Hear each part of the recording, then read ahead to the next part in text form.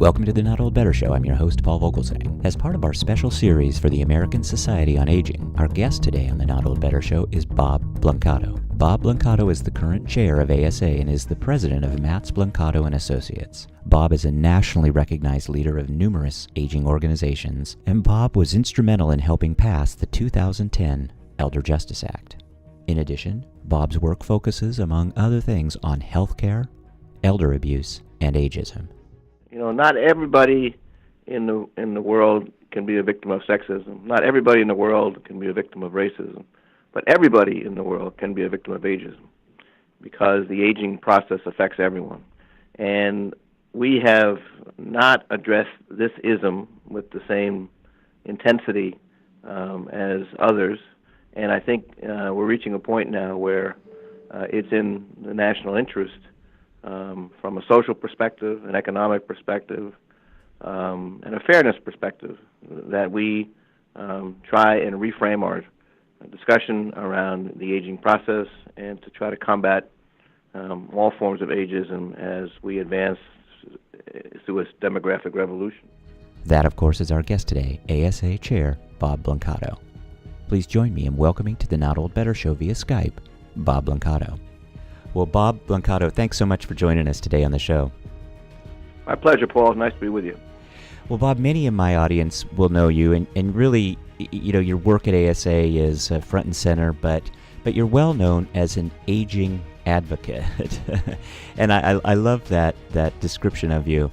And so, as an advocate today, there's a real need for strong advocacy. I wonder if you could talk a little bit about the politics of the moment, because they're hot, and the need for strong advocacy. Well, the politics of the moment are like I've never seen in 40 years of working in the field of public policy and aging.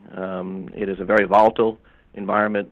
It's one that creates a lot of uncertainty in people's minds, which, you know, especially when it comes to safety net programs for the poor and the vulnerable of all ages.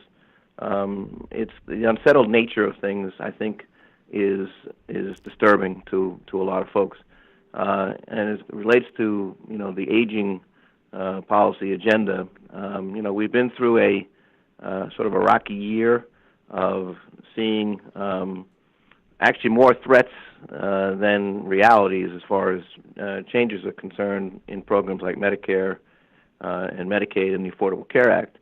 But I think what it has served to do, advocacy is always stronger when there are threats, which is unfortunate because you'd like to have positive advocacy too, and maybe we'll reach that point by, you know, being supportive of, you know, positive initiatives that are coming forward. But advocacy is much more important now, particularly at a grassroots level, so that people who are in elected office have a way of understanding the realities of what proposals are being made and how they can impact at the local level people's lives.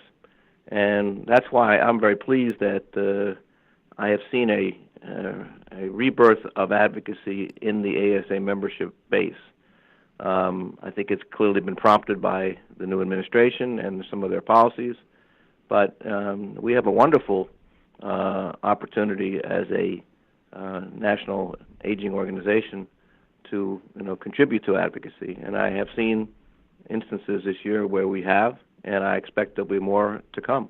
Your work as chair of the ASA is broad. The issues really are deep today.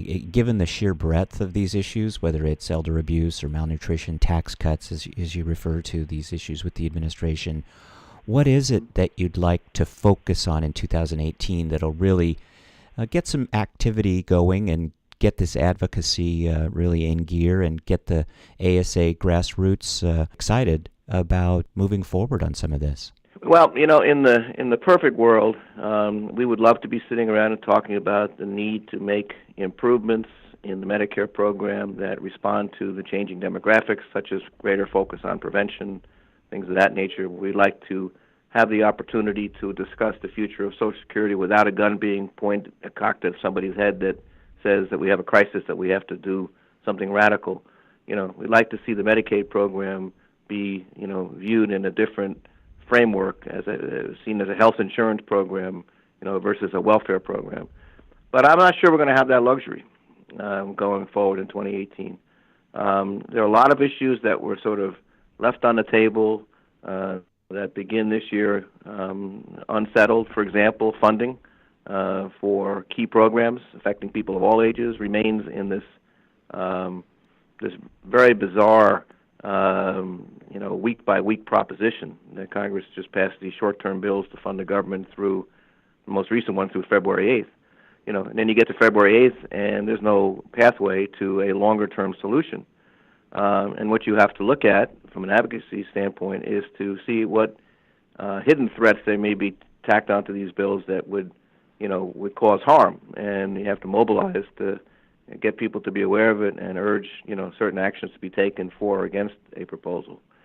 But, if we can get past the funding situation, which I think we can, there's a great proposal on the table, a 2-year budget agreement that would allow these arbitrary caps that have been put on spending for a lot of programs to be lifted in recognition of the fact that, in some areas the demand is very strong for programs and the funding needs to keep pace. If we can get a budget agreement that has some degree of parity between raising defense spending and non-defense spending, that would be a positive thing that we could be supportive of. I think when it comes to the big programs, start with Social Security, I don't see any activity going on in Social Security because there is no compelling need based on what the actuaries say about the program. It would be nice to, start to have a constructive bipartisan dialogue about what we could be doing in the future, because it's ironic. This is the 35th anniversary of the work of what was called the Greenspan Commission, which led to the big Social Security Reform Bill of 1983, which made huge changes, very painful changes in some cases, to Social Security. But it was necessary because the funding was, the program was in serious jeopardy. We don't have that problem now, but we should be looking to the future. And I think one of the things that we need to do, and this is, we need to reframe the discussion about what Social Security is. It shouldn't be called an entitlement program. It should be called an earned benefit. And we need to be putting that in the context of that as we go forward on Social Security. With Medicare, one of the great outcomes of this past year, frankly, with all the discussion about repealing the Affordable Care Act and replacing it and so on, all the really good things that happened to the Medicare program through the Affordable Care Act were never in jeopardy. The whole process of reforming the delivery system in Medicare, the whole care transition programs, the closing of the donut hole, all these things that have led to Medicare solvency being increased by as much as 10 years will remain intact. They were never threatened. They seem to have survived, and they will continue. And if the Affordable Care Act is allowed to, run its full course, we could see even stronger Medicare as a result of the Affordable Care Act. So that's a positive thing that happened this year. Mm-hmm. And in Medicaid, there's a lot of challenges to Medicaid. The most recent, of course, being the new focus on imposing work requirements through state action and executive support. But we have to remember that Medicaid is critically important as the largest federal source of funding for long-term care. So, I'm hopeful that we can do both constructive advocacy in support of something good, but be prepared to take on the challenges which we know will come with some of the policy ideas that are going to emanate from this administration and the Congress. Well, let's talk for a second about this pernicious, ever-present issue of ageism in America. For those of us over 60, like me, we face... And me. Yeah, so we're in this together. We face this discrimination and some of the disadvantages that come. What will you and AASA be doing from a policy perspective to address the issue of ageism? There's several things that have to be done. First of all, we still have to broaden the awareness and the dialogue and look at the new ways of sort of reframing the discussion around ageism so that it can be put into the language of policy and policy changes. For example, under the radar, practically, which is kind of hard to believe, but we just observed the 50th anniversary of the passage of the Age Discrimination in Employment Act, which was a landmark law back in 1967. And it, provided protections for people between the ages of 40 and 70 from, discrimination-related issues in employment.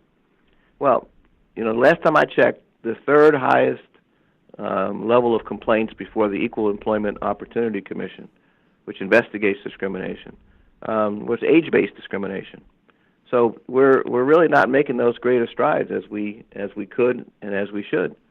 And when I was a younger policy person working for the House Committee on Aging in the late 70s, we had a chairman who was himself in his mid-70s who said the first thing we were going to tackle as a committee was ending mandatory retirement, which we had back then. When you were 65 in many lines of employment, that was a signal that you were going to be mandatory retired. And that whole process should be revisited, frankly, because what was accomplished in that effort was very simple strategy. There were hearings that were held across the country called Active Americans Over 65. And the only people that were allowed to testify were older workers themselves or employers that had policies that allowed older people to work. And we went to, 9 or 10 locations around the country. And it was all about the ability and not the age that should dictate how long a person should work. And it was a simple message. It resonated well. It led to the passage of a bill to raise the age to 70 and then eventually to eliminate mandatory retirement. We need to go back and dust off some old playbooks, I think, when it comes to policy initiatives. And, I also think, for example, the fact that we don't have a national long-term care policy when there's such need for it as the population ages. The fact that we are approaching, finally, after a number of years, a redirection, a rebalancing of spending in long-term care more to a home and community-based care, which is what, again, older adults and their families prefer.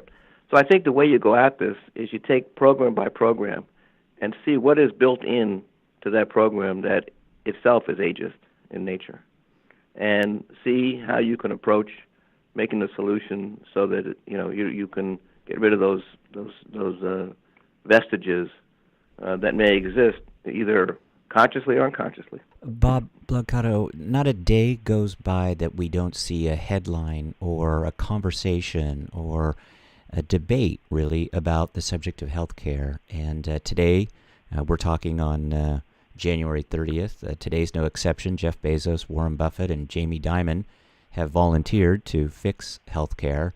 I wonder if you'd like to comment on that, but I really would like to hear a little bit about the step-by-step approach that ASA has to lower existing and future healthcare costs. Well, today is an interesting day, not only for that major announcement by those gentlemen and those companies, but also, we're anticipating in the State of the Union address tonight, the President's first, that health care will be a focal point.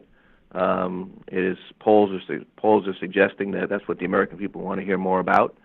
And, in the framework of lowering healthcare costs, I think one of the things that we are going to be very responsible for is having a healthy discussion on that topic at our upcoming conference in March. We have a number of very important sessions that are being conducted by a number of leading entities that have been looking at the issue of lowering healthcare costs. And I'll point out one in particular. The West Health Group is, planning a big session, but before they come to ASA, they're going to do a big summit here in Washington in February, focusing on how to address the trajectory of healthcare costs and how do you go after, the causes of high costs and come up with a strategy to address it, piece by piece.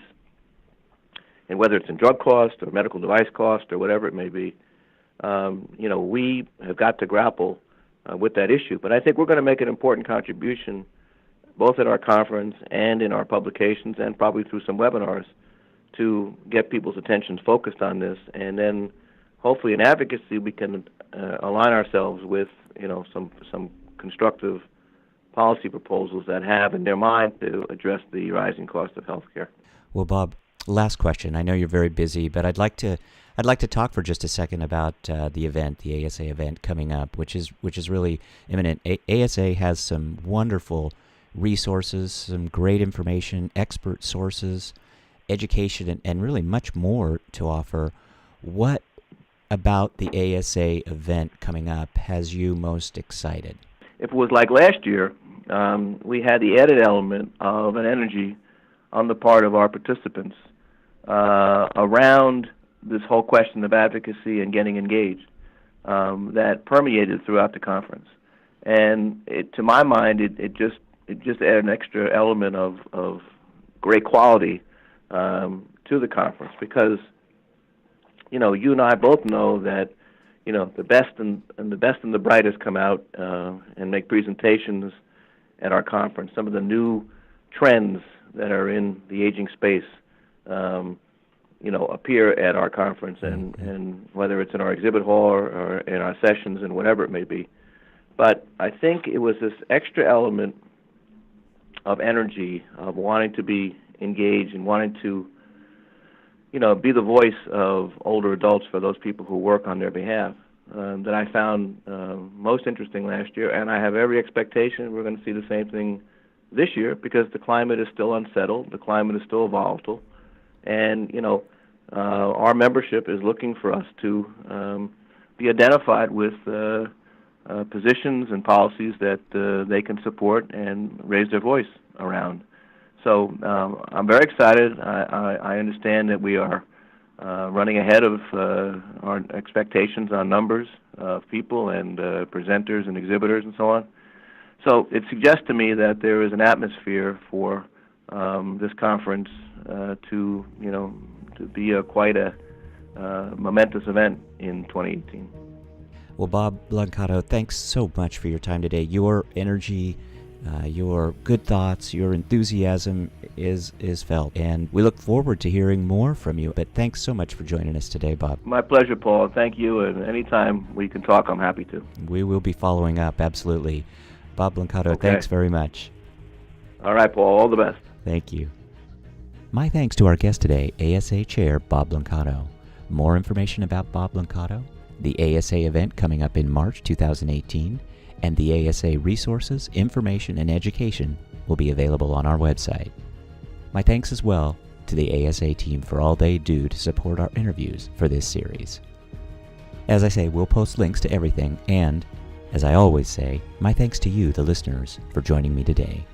Your time is valuable, and I'm grateful you're spending some of it with me today. I'm always interested in feedback, and you can leave that at iTunes, Google Play, or send me email at info@notold-better.com. Stay tuned for our next show, another great one, as we talk about better, the Not Old Better Show. Thanks, everybody.